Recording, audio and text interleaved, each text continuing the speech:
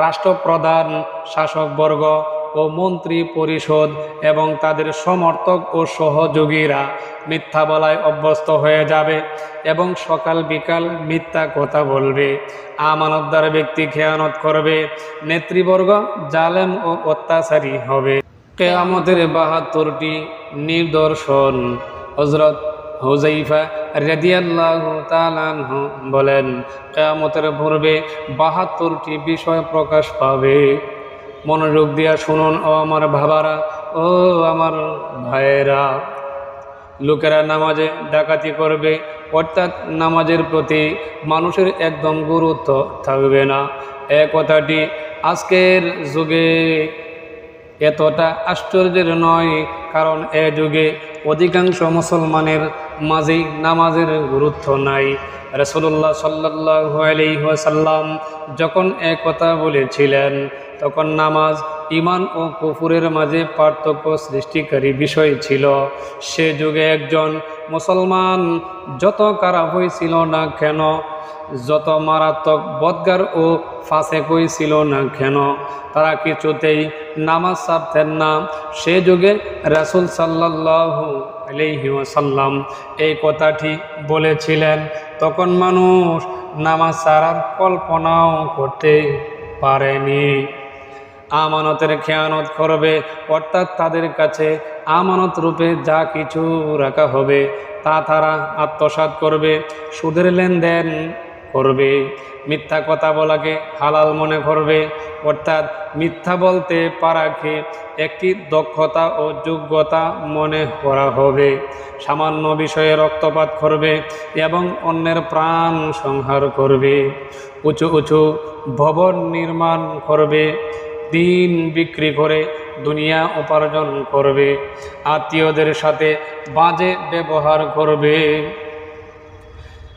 ইনসাফ উঠে যাবে, মিথ্যা সত্যতে পরিণত হবে, রেশমি পোশাক পরিধান করা হবে, জুলুম অত্যাচার ব্যাপক রূপ লাভ করবে, তালাকের আধিক্য হবে, মৃত্যুর হার বেড়ে যাবে, দুর্নীতিপরায়ণ লোকদেরকে সৎ লোক মনে করা হবে, সৎ লোকদেরকে দুর্নীতিপরায়ণ মনে করা হবে, মিথ্যাকে সত্য মনে করা হবে, সত্যকে মিথ্যা বলা হবে, অপবাদ আরোপের পরিণাম বৃদ্ধি পাবে, বৃষ্টি হওয়া সত্ত্বেও পরিবেশ উষ্ণ থাকবে, লোকেরা সন্তান লাভের পরিবর্তে সন্তান নেওয়াকে অপছন্দ করবে, অর্থাৎ সন্তান লাভের জন্য মানুষ যেভাবে দোয়া করে তার পরিবর্তে সন্তান না হওয়ার জন্য দোয়া করবে এবং বিভিন্ন পদ্ধতি গ্রহণ করবে।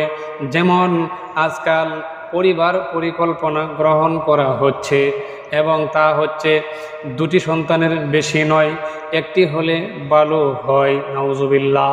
নিচ লোকেরা সম্পদশালী হবে এবং অত্যন্ত বিলাসী জীবনযাপন করবে, ভদ্রলোকেরা নিগৃহীত হবে, রাষ্ট্রপ্রধান, শাসকবর্গ ও মন্ত্রী পরিষদ এবং তাদের সমর্থক ও সহযোগীরা মিথ্যা বলায় অভ্যস্ত হয়ে যাবে এবং সকাল বিকাল মিথ্যা কথা বলবে। আমানতদার ব্যক্তি খেয়ানত করবে, নেতৃবর্গ জালেম ও অত্যাচারী হবে, আলেম এবং কারি বদগার হবে, অর্থাৎ আলেম ও কারি, অর্থাৎ আলেম এবং কোরআন শরীফ তেলাওয়াতকারী লোকজন যদিও আমল করে কিন্তু বদগার ও ফাসেক হবে।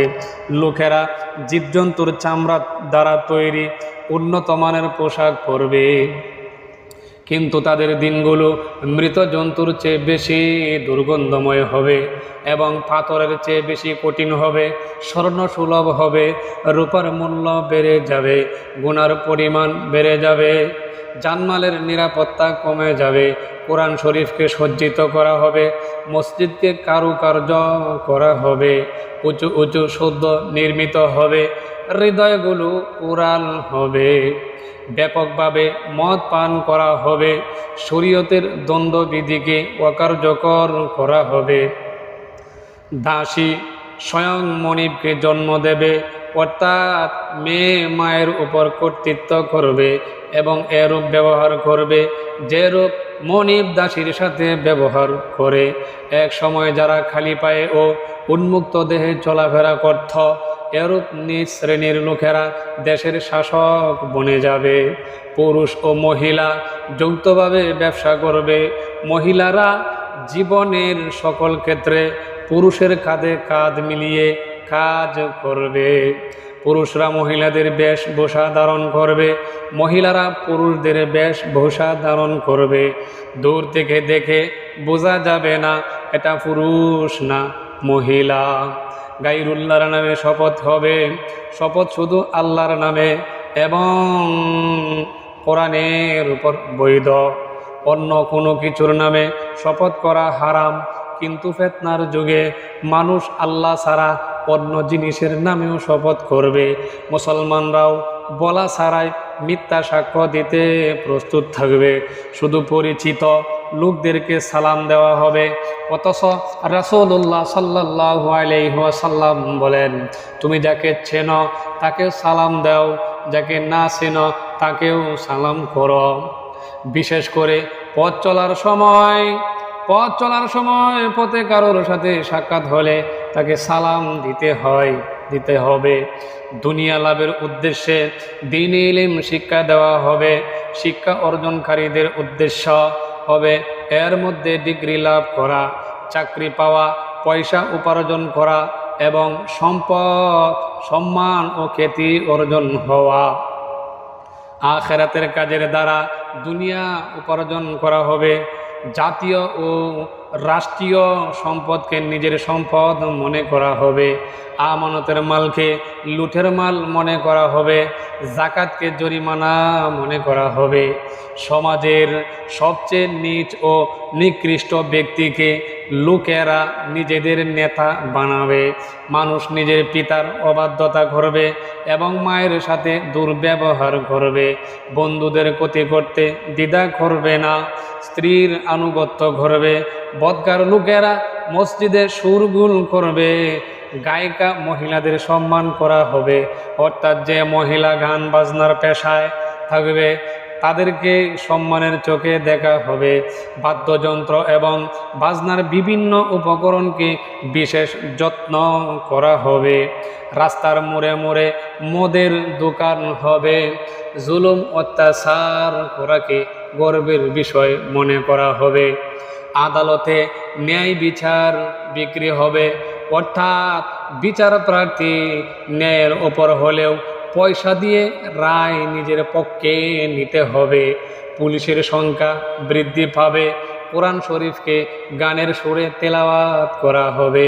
কোরআনকে বোঝার জন্য অথবা সওয়াব লাভের জন্য, সওয়াব লাভের উদ্দেশ্যে কিংবা দাওয়াতের উদ্দেশ্যে তেলাওয়াত করা হবে না। হিংস্র পশুর চামড়া ব্যবহার করবে। উম্মতের শেষ যুগের লোকেরা প্রথম যুগের লোকদের উপর বিভিন্ন অপবাদ আরোপ করবে, তাদের সমালোচনা করবে এবং বলবে তারা এই কথা ভুল বলেছে। আজকের যুগে দেখা যায় উম্মতের শ্রেষ্ঠ জামাত সাহাবায়ে কেরামের সাথে অনেকে বেয়াদবি করছে। যাদের মাধ্যমে আমরা দিন পেয়েছি তাদেরকে বেয়াকুব, মূর্খ ও ধর্মান্তর বলছে। হয়তো তোমাদের উপর আল্লাহর পক্ষ থেকে লাল বর্ণের তুফান আসবে, অথবা ভূমিকম্প আসবে, অথবা লোকদের চেহারা বিকৃত হবে, অথবা আকাশ থেকে পাথর বর্ষিত হবে, কিংবা আল্লাহ তাআলার পক্ষ থেকে অন্য কোনো আযাব আসবে।